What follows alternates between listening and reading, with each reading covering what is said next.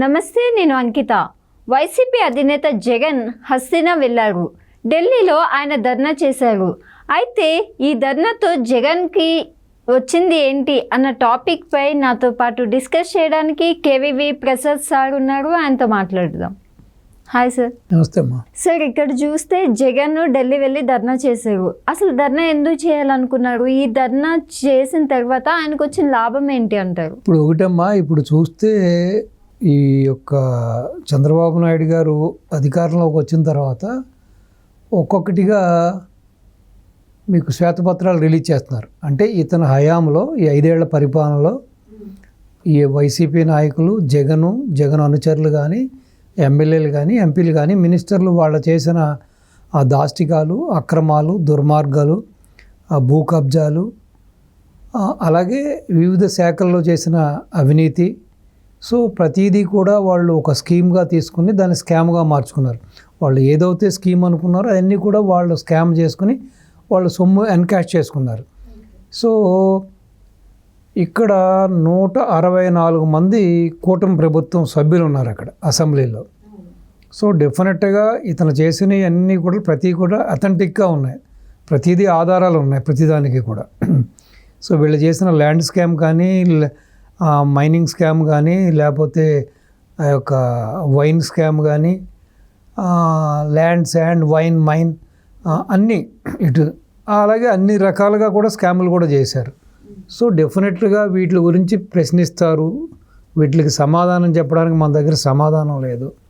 So డెఫినెట్గా మన అవినీతిని ఎండగడతారు.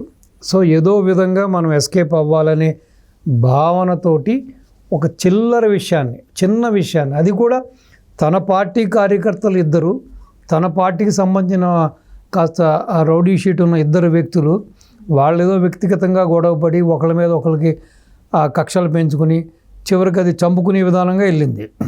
సో దానికి ఒక రాజకీయ రంగు పులిమి చనిపోయినోడేమో వైసీపీ మనిషిగాను, చంపినోడేమో టీడీపీ మనిషిగాను చిత్రీకరించి ఈ రోజున ఈ 5 ఏళ్ళలో నువ్వు చేసిన డ్యామేజీ చాలదన్నట్టు, ఈ 5 ఏళ్ళుగా రాష్ట్రాన్ని నువ్వు భ్రష్టు పట్టించిన చాలదన్నట్టు మళ్ళీ ఢిల్లీకి వెళ్ళి ఢిల్లీలో కూడా ఆంధ్ర పరువు, తెలుగు వాళ్ళ పరువు, ఆంధ్రుల పరువు తీయడానికి సిద్ధమైన జగన్మోహన్ రెడ్డి గారు.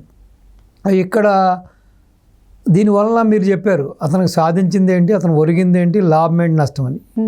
సో లాభము నష్టాలు చూస్తే అతను ఏది అక్కడ లాభం అనేది జీరో, అపహాస్ పాలవుతున్నాడు అతను. ఇప్పటికే రాష్ట్రంలో ప్రజలు చీకొట్టి చేత్కరించుకొని చాలేరా నాయన, నువ్వు చేసిన నిర్వాహం చాలు, రాష్ట్రానికి నువ్వు చేసిన అన్యాయం చాలు, మాకు చేసిన అన్యాయం చాలు, నువ్వు కాస్త చాలు ఇంక తగ్గు అని చెప్పి. సో లాస్ట్ టైం 151 సీట్లు ఇచ్చిన ప్రజానీకం కేవలం ఆ మధ్యలో 5 తీసేసి ఆ 1+1 ఏదైతే ఉందో ఆ 11 సీట్లకి మాత్రమే వాళ్ళు ఇచ్చారు. సో అయినా సరే క్షేత్రస్థాయిలో అసలు ఎందుకు ప్రజలు ఇంత దారుణంగా మనల్ని దూరం చేసుకున్నారు, ఎందుకు మనల్ని దూరం పెట్టారు?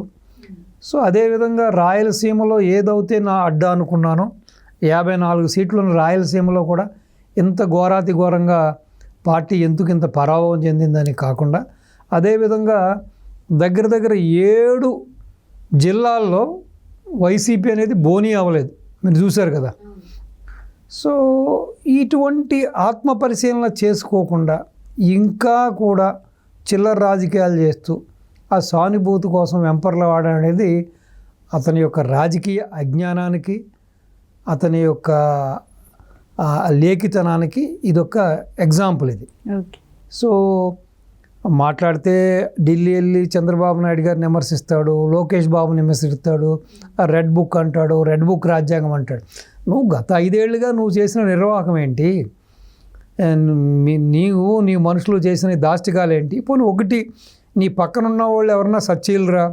నువ్వు ఎలక్షన్లో కూడా వాళ్ళందరినీ పక్కన పెట్టుకుని వాళ్ళందరినీ ప్రజలకి పరిచయం చేస్తున్నప్పుడు కూడా మంచివాడు, సౌమ్యుడు, సో ఇలాంటి కథలన్నీ చెబుతూ ఉంటాడు.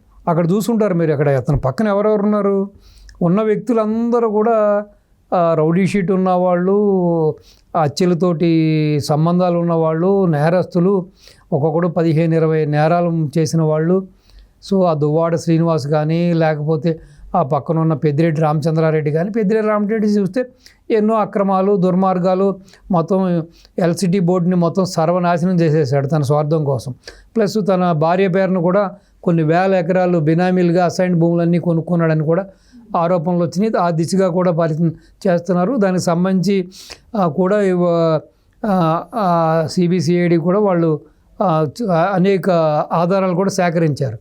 అలాగే అతని పక్కనున్న నాగార్జున యాదవ్ని తీసుకున్నా, లేకపోతే అందరూ కూడా, అలాగే ఆ ఎమ్మెల్సీ అనంతబాబుని తీసుకున్నా, నీ పక్కన ఇప్పుడు ఎవరైతే నువ్వు రాష్ట్రంలో ఏదో జరిగిపోతుందని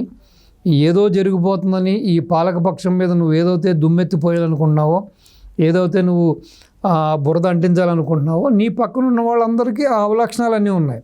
ఆ విధంగా చూస్తే ఇప్పుడు ఒకటి నీ వల్ల అవ్వలేదు, నువ్వు రాజకీయాల్లోకి వచ్చినప్పటి నుంచి కూడా ఈవెన్ తండ్రిని అడ్డం పెట్టుకుని కూడా నువ్వు చేసిందంతా కూడా దుర్మార్గమే, నువ్వు చేసిందంతా కూడా దోపిడీ.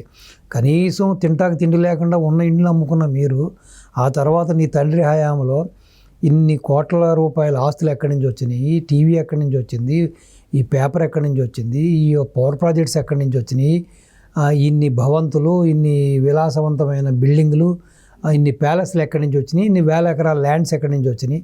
సో అదే సరిపోయి ఓకే, తండ్రి టైంలో సంపాదించావు, చేసావు.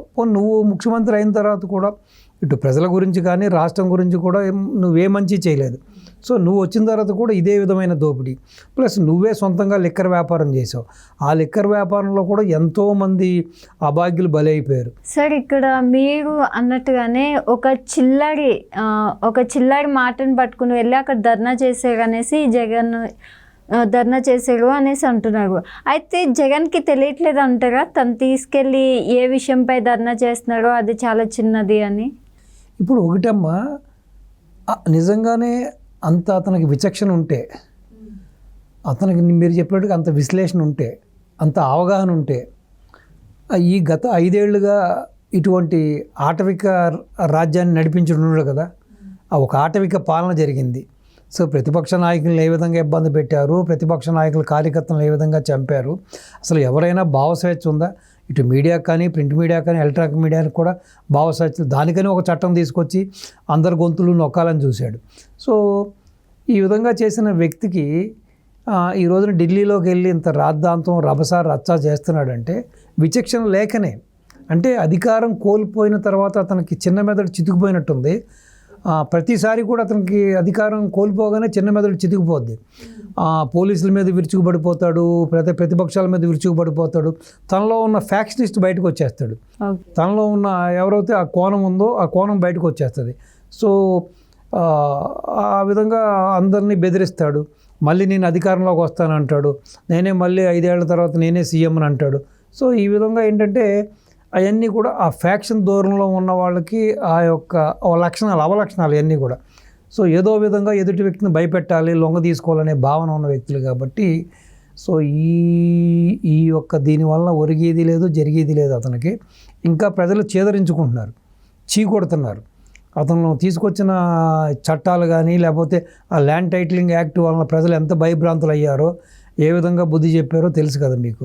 కనీసం ఇప్పుడు కూడా కనీస అవగాహన లేకుండా, కనీసం ఆత్మ పరిశీలన చేసుకోకుండా ఈ విధంగా అతను ఢిల్లీ వెళ్ళి ధర్నాలు చేసినా, ఎక్కడికి వెళ్ళి ధర్నాలు చేసినా ఒరిగేది లేదు. అసలు నువ్వు నిజంగా ధర్నా చేయాలనుకుంటే అది ఇష్యూవే కదా అక్కడ. కానీ అయినా సరే అనుకున్నావు అనుకో, నీకు విజయవాడలో ధర్నా చేయొచ్చు, లేకపోతే అసెంబ్లీ ముందు ధర్నా చెయ్యి. లేదు ఎవరైతే అతుడు ఉన్నారో అక్కడ ఆ ప్రాంతానికి వెళ్ళి ఆ వినుకొండలో కూడా ధర్నా చేయొచ్చు. నువ్వు కేవలం ఏదో మసిపూసి మారేడికే చేసి ఏదో ఇంకా రాష్ట్రాన్ని ఇబ్బంది పెట్టాలి, రాష్ట్ర ప్రజలను ఇబ్బంది పెట్టాలి, రాష్ట్ర భవిష్యత్తుని ఇంకా నాశనం చేయాలి, వచ్చే ఇన్వెస్టర్లని, వచ్చే పారిశ్రామికవేత్తలను కూడా భయపెట్టాలి అనే ధోరణి తప్పించి ఎక్కడా కూడా నీకు ఒక రాజకీయ పరిపక్వం లేదు, ఒక జ్ఞానం లేదు. నువ్వు ఒక రాజకీయ అజ్ఞానివి నువ్వు. సో కాబట్టి ఇక మనం ఇతని గురించి ఎంత మాట్లాడుకున్నా వేస్ట్. సో ఇతనిలో మార్పు రాదు. సో ఏదేమైనా ఇది ఒక ఫైనెస్ట్ ఎగ్జాంపుల్ బాబు గారికి. ఇతన్ని బాబు గారు పదే పదే చెప్పినట్టుగా ఇది కేస్ స్టడీయే. సో డెఫినెట్గా కేస్ స్టడీయే కాబట్టి ఈ వ్యక్తి రాష్ట్రంలో ఉంటే రాష్ట్రానికి శ్రేయస్సు లేదు కాబట్టి డెఫినెట్గా త్వరితగతిన సిబిఈడి కేసులు కూడా ఓపెన్ చేయమని కేంద్రాన్ని మీద ఒత్తిడి తెచ్చి ఏదైతే ఇప్పుడు రాష్ట్రంలో జరిగిన ఈ అవినీతి అక్రమాలు దుర్మార్గాల మీద కూడా అన్నిటి మీద శ్వేతపత్రాలు వేయడమే కాకుండా వీటిలన్నింటినీ కూడా పక్క ఆధారాలతో విత్ జ్యుడిషియరీ సహాయంతో ఇతన్ని ఎంత కఠినాతి కఠినంగా శిక్షించాలో శిక్షించడం, ఆ తిహార్ జైలుకి పంపించే ప్రయత్నం చేస్తే రాష్ట్రానికి రాష్ట్ర భవికి కూడా మంచి జరుగుతుందని నేను ఆశిస్తున్నానమ్మా. Okay right, thank you so much sir. Thank